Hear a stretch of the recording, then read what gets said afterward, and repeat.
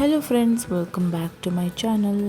I hope ಎಲ್ಲರೂ ದೀಪಾವಳಿ ನನ್ನ ಮನೆಯಲ್ಲಿ ತುಂಬಾ ಚೆನ್ನಾಗಿ ಸೆಲೆಬ್ರೇಟ್ ಮಾಡಿದ್ದೀರಾ ಅಂತ ಅಂದ್ಕೊಳ್ತೀನಿ. ಎಲ್ಲರಿಗೂ ದೀಪಾವಳಿ ಹಬ್ಬದ ಹಾರ್ದಿಕ ಶುಭಾಶಯಗಳು. ನಾನು ಕೂಡ ಬೆಳಗ್ಗೆಯಿಂದನೇ ವ್ಲಾಗ್ನು ಕೂಡ ಸ್ಟಾರ್ಟ್ ಮಾಡಿಕೊಂಡಿದ್ದೆ. ಜೊತೆಗೆ ಹಬ್ಬಕ್ಕೆ ನನ್ನದೇ ಆದಂಥ ಪ್ರಿಪ್ರೇಷನ್ಸ್ನ ಕೂಡ ನಾನು ಸ್ಟಾರ್ಟ್ ಮಾಡಿಕೊಂಡಿದ್ದೆ. ಸೊ ಈ ಪ್ರಿಪ್ರೇಷನ್ಸ್ ಅಂತ ಅಂದರೆ ಮುಂಚೆನೇ ಹೊರಗಡೆ ಎಲ್ಲ ಕ್ಲೀನ್ ಮಾಡಿಕೊಂಡು, ಅದ್ರ ಜೊತೆಗೆ ಮೇಯ್ನ್ ಅಂತ ಅಂದರೆ ನಮಗೆ ದೀಪಾವಳಿ ಹಬ್ಬ ಅಂತ ಅಂದರೆ ದೀಪಗಳನ್ನು ಹಚ್ಚೋದಾಗಿರ್ಬೋದು, ಮನೆ ಮುಂದೆ ಕ್ಲೀನಾಗಿರಬೇಕು. ಹಾಗೆಯೇ ಮನೆ ಮುಂದೆ ರಂಗೋಲಿ ಹಾಕೋದೇ ಒಂಥರ ಖುಷಿ ಅಲ್ವಾ. ಹಾಗಾಗಿ ನಾನು ಕೂಡ ಬೆಳಗ್ಗೆನೇ ಆಚೆಗಡೆ ಎಲ್ಲ ಕ್ಲೀನ್ ಮಾಡಿಕೊಂಡು ಹೊಸಲಿಗೂ ಕೂಡ ರಂಗೋಲಿನ ಹಾಕೊಳ್ಳೋಣ ಅಂತ ಹೇಳಿ ಅರಿಶಿಣ ಕುಂಕುಮನೂ ಕೂಡ ಇಟ್ಕೊಳ್ತಾ ಇದ್ದೆ. ಮನೆ ಕೆಲಸ ಹಬ್ಬಗಳಲ್ಲಿ ಅಂತ ಅಂದರೆ ಮೇಯ್ನಾಗಿ ಬರೋದು ಇದನ್ನೇ, ಹೊರಗಡೆ ಕ್ಲೀನ್ ಮಾಡಿಕೊಂಡು ಹಾಗೆಯೇ ರಂಗೋಲಿ ಹಾಕೋದು. ಇದೆಲ್ಲ ಏನೋ ಒಂಥರ ಖುಷಿ ಕೊಡುತ್ತೆ. ಹಬ್ಬಗಳ ದಿನಗಳಂತಲೇ ಅಲ್ಲ, ಪ್ರತಿಯೊಂದು ದಿವಸವೂ ಅಷ್ಟೇ ಹೊರಗಡೆ ಕ್ಲೀನ್ ಮಾಡಿಕೊಂಡು ರಂಗೋಲಿ ಹಾಕೋದ್ರಲ್ಲಿ ನಮ್ಮ ಹೆಂಗಸರಿಗೆ ಒಂಥರ ಖುಷಿ ಕೊಡುತ್ತೆ ಅಂತಲೇ ಹೇಳ್ಬೋದು. ಮತ್ತು ಮನೆಯಲ್ಲಿ ಒಂದು ಗುಡ್ ವೈಬ್ಸ್ ಅನ್ನೋದು ಇರುತ್ತೆ ನಾವು ಹೊರಗಡೆ ಕ್ಲೀನಾಗಿ ಇಟ್ಕೊಂಡಿದ್ರೆ. ಹಾಗಾಗಿ ನಮ್ಮದು ಡೇ ಸ್ಟಾರ್ಟ್ ಆಗೋದೇ ಆ ಕೆಲಸದಿಂದನೇ ಆಗಿಬಿಡುತ್ತೆ. ಈಗ ತುಳಸಿ ಕಟ್ಟೆಗೂ ಕೂಡ ನಾನು ಅರಿಶಿಣ ಕುಂಕುಮನ ಇಟ್ಕೊಳ್ತಾ ಇದ್ದೀನಿ.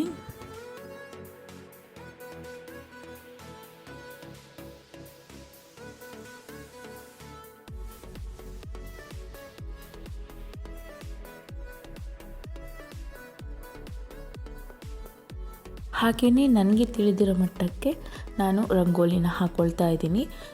ಇವಾಗ ಬಂದು ರೈನಿ ಸೀಸನ್ ಆಗಿರೋದ್ರಿಂದ ನಾವು ರಂಗೋಲಿ ಹಾಕಿದರೂ ಕೂಡ ಮಳೆ ಬಂದು ಹೋಗ್ಬಿಡುತ್ತೆ. ಹಾಗಾಗಿ ಸಿಂಪಲ್ಲಾಗಿ ಹಾಕ್ಕೊಳ್ತಾ ಇದ್ದೀನಿ ಅಷ್ಟೇ. ನಾನು ಸಿಂಪಲ್ಲಾಗಿ ಹಾಕ್ಕೊಂಡ್ರೂ ಕೂಡ ಮಳೆ ಬಂದು ಎಲ್ಲ ಹೊರಟೋಗ್ಬಿಟ್ಟಿತ್ತು. ಸೊ ಮತ್ತೆ ಇನ್ನೊಂದು ಸರಿ ಹಾಕ್ಕೊಳ್ಳೋ ಹಾಗಾಯಿತು. ಹಾಗಾಗಿ ನಾನು ಯಾವುದೇ ರೀತಿ ಕಲರ್ಸ್ಗಳನ್ನ ಹಾಕ್ಕೊತಾ ಇಲ್ಲ. ಏನಕ್ಕೆ ಅಂತ ಅಂದರೆ ಮತ್ತೆ ಮಳೆ ಬಂದುಬಿಡ್ತು ಅಂದರೆ ನಾವು ಕಲರ್ಸ್ ಹಾಕಿನೂ ವೇಸ್ಟ್ ಆಗುತ್ತೆ. ಜೊತೆಗೆ ಆ ಜಾಗ ಎಲ್ಲ ತುಂಬ ಗಲೀಜಾಗಿ ಕಾಣಿಸುತ್ತೆ. ಹಾಗಾಗಿ ಸಿಂಪಲಾಗಿ ಅಷ್ಟೇ ಹಾಕ್ಕೊಂಡೆ. ಪೂಜೆ ಸಾಮಾನುಗಳೇನಿರುತ್ತೆ ಅದನ್ನೆಲ್ಲನೂ ಕ್ಲೀನ್ ಮಾಡಿಕೊಂಡು, ಹೂವು ಕೂಡ ನಾನು ರಾತ್ರಿಯೇ ಎಲ್ಲ ಏರಿಸಿ ಇಟ್ಕೊಂಡಿದ್ದೆ. ಸೊ ದೇವರಿಗೆಲ್ಲ ಅಲಂಕಾರನ ಮಾಡಿ ಪೂಜೆನ ಮಾಡ್ಕೊಳ್ಳೋಣ ಪೀಸ್ಫುಲ್ಲಾಗಿ ಅಂತ ದೇವ್ರ ಮನೆಯೆಲ್ಲ ಕ್ಲೀನ್ ಮಾಡಿಕೊಂಡು ಅಲಂಕಾರ ಮಾಡ್ಕೊಂಡಿದ್ದೆ. ಸೊ ಯೂಶ್ವಲಿ ನಾವು ದೀಪಾವಳಿನ ಅಮಾವಾಸ್ಯೆ ದಿನ ನಾವು ಸೆಲೆಬ್ರೇಟ್ ಮಾಡ್ತೀವಿ. ಅಮಾವಾಸ್ಯೆ ದಿನ ಅಂತ ಅಂದರೆ ಧನಲಕ್ಷ್ಮಿ ಪೂಜೆನ ಮಾಡೋ ಅಂಥದ್ದು. ಹಾಗಾಗಿ ನಾನು ಲಕ್ಷ್ಮೀ ಮುಖವಾಡನ ಕಳಶಕ್ಕೆ ಇಟ್ಟು ಪೂಜೆನ ಮಾಡೋ ಅಂಥದ್ದು. ಕೆಲಸಗಳನ್ನ ಮುಗಿಸ್ಕೊಂಡು ಪೀಸ್ಫುಲ್ಲಾಗಿ ಪೂಜೆ ಅಂತೂ ಮಾಡಿಕೊಂಡೆ. ದೀಪಾವಳಿ ಅಂದರೆ ಬೆಳಕಿನ ಹಬ್ಬ. ಎಲ್ಲರೂ ತಮ್ಮ ತಮ್ಮ ಮನೆಗಳಲ್ಲಿ ಚೆನ್ನಾಗಿ ಸೆಲೆಬ್ರೇಟ್ ಮಾಡಿದ್ದೀರಾ ಅಂತ ಅಂದ್ಕೊಳ್ತೀನಿ. ನಾವು ಕೂಡ ಹಾಗೆಯೇ ನಾವು ಎವ್ರಿ ಇಯರ್ ಯಾವ ರೀತಿ ಸೆಲೆಬ್ರೇಟ್ ಮಾಡ್ತೀವಿ ಅದೇ ರೀತಿಯೇ ಸೆಲೆಬ್ರೇಟ್ ಮಾಡ್ಕೊಳ್ತೀವಿ. ಲಕ್ಷ್ಮೀ ಮುಖವಾಡನ ಇಟ್ಟು ಪೂಜೆ ಮಾಡೋವಂಥದ್ದು. ಲಾಸ್ಟ್ ಇಯರ್ ಇಡೋದಕ್ಕೆ ಆಗಿರಲಿಲ್ಲ. ಸೊ ಹಾಗಾಗಿ ಈ ವರ್ಷ ಇಟ್ಟು ಪೂಜೆ ಮಾಡ್ತಾಯಿದ್ದೀನಿ. ಪೂಜೆ ಎಲ್ಲ ಮಾಡೋದಕ್ಕಿಂತ ಮುಂಚೆನೇ ನಾನು ಅಡುಗೆ ಎಲ್ಲ ಮಾಡಿ ಇಟ್ಕೊಂಡ್ಬಿಟ್ಟಿದ್ದೆ. ಸೊ ನನಗೆ ಮಕ್ಕಳು ಎದ್ದ ಮೇಲೆ ಅವ್ರನ್ನ ಇಟ್ಕೊಂಡು ಪೂಜೆ ಅಂತೂ ಮಾಡ್ಬೋದು, ಬಟ್ ಆದರೆ ಅಡುಗೆ ಅಂತೂ ಮಾಡೋದಕ್ಕಾಗೋದಿಲ್ಲ ಇಟ್ಕೊಂಡು. ಹಾಗಾಗಿ ಅವರು ಎದ್ದೇಳೋದಕ್ಕಿಂತ ಮುಂಚೆನೇ ಪೂಜೆ ಮಾಡೋದಕ್ಕಿಂತ ಮುಂಚೆನೇ ಅಡುಗೆ ಎಲ್ಲ ಮಾಡೋಣ ಅಂತ ಹೇಳಿ, ಮಾಮೂಲಿ ಹಬ್ಬದಲ್ಲಿ ಏನಾದರೂ ಸ್ವೀಟ್ ಮಾಡಿರ್ತೀವಿ, ಹಾಗೆಯೇ ಎಲ್ಲ ಥರದ ಒಂದು ಮಿನಿ ಮೀಲ್ಸ್ ಥರ ನಾವು ಖಂಡಿತ ಮಾಡ್ಕೊಂಡಿರ್ತೀವಿ. ಹಾಗಾಗಿ ಅದನ್ನೆಲ್ಲ ರೆಡಿ ಮಾಡಿ ಇಟ್ಟು ಅದಾದಮೇಲೆ ನಂತರ ಪೂಜೆನ ಪೀಸ್ಫುಲ್ಲಾಗಿ ಮಾಡಿಕೊಂಡೆ.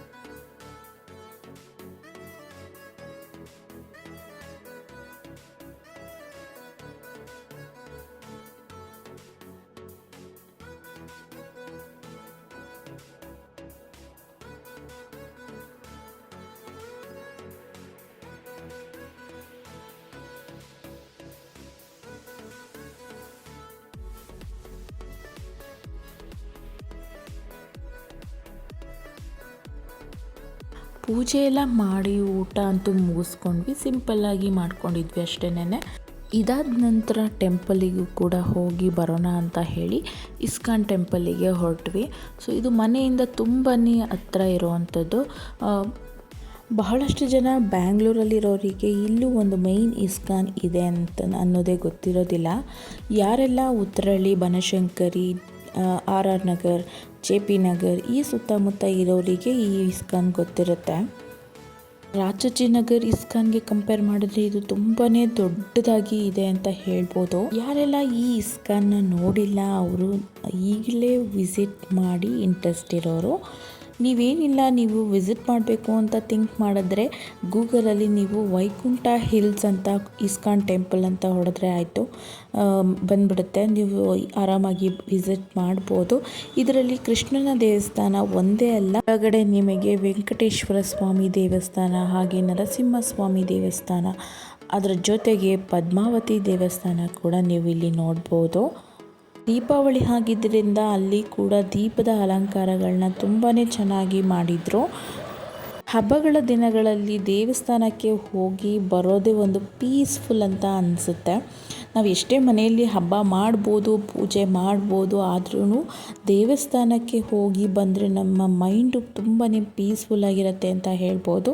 ಹಾಗೆಯೇ ಪ್ರಸಾದನೂ ತಿಂದ್ಕೊಂಡು ಒಂದು ವ್ಯೂ ಕೂಡ ನೋಡಿಕೊಂಡು ಈ ರೀತಿ ನಮಗೆ ಇಡೀ ಬ್ಯಾಂಗ್ಳೂರು ವ್ಯೂ ಅಲ್ಲಿ ನಮಗೆ ಕಾಣಿಸುತ್ತೆ. ದೀಪಾವಳಿ ಆಗಿರೋದ್ರಿಂದ ತುಂಬಾ ಲೈಟ್ಫುಲ್ಲಾಗಿ ಕಾಣಿಸ್ತಾ ಇದೆ. ಟೆಂಪಲಿಂದ ಮನೆಗೆ ಬರೋದು ಆಲ್ಮೋಸ್ಟ್ 7 o'clock ಆಗೋಯಿತು. ಮನೇಲೂ ಕೂಡ ದೀಪ ಹಚ್ಚಬೇಕಾಗಿತ್ತು.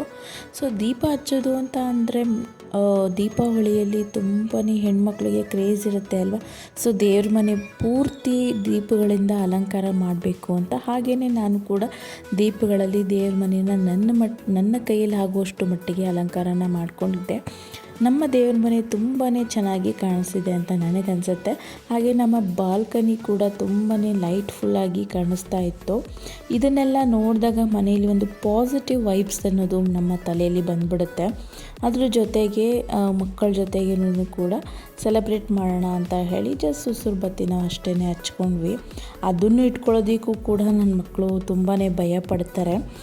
ಋತ್ವಿಕ್ ಯಾವ ವೀಡಿಯೋಗೂ ಬರೋದಿಲ್ಲ, ಯಾವ ಫೋಟೋಸಿಗೂ ಬರೋದಿಲ್ಲ. ಅವನು ಮೊದಲಿಂದನೂ ಹಾಗೇನೇ ತುಂಬ ಬಲವಂತ ಮಾಡಿದ್ರೆ ಮಾತ್ರ ಫೋಟೋಸ್ ಆ್ಯಂಡ್ ವೀಡಿಯೋಸಿಗೆ ಬರ್ತಾನೆ. ನೀವು ನೋಡ್ಬೋದು ನನ್ನ ವೀಡಿಯೋದಲ್ಲಿ ಆಲ್ಮೋಸ್ಟ್ ಲಡ್ಡೂನೇ ಇರ್ತಾಳೆ, ಪೃಥ್ವಿಕ್ ಇರೋದಿಲ್ಲ. ಏನಕ್ಕೆ ಅಂತ ಅಂದರೆ ಎಷ್ಟೇ ಬಲವಂತ ಮಾಡಿದ್ರು ಅವನು ಬರೋದಿಲ್ಲ. ಹಾಗಾಗಿ ಬೇಸಿಕಲಿ ನನಗೆ ಪಟಾಕಿಗಳಂದರೆ ಇಷ್ಟ ಆಗೋದಿಲ್ಲ.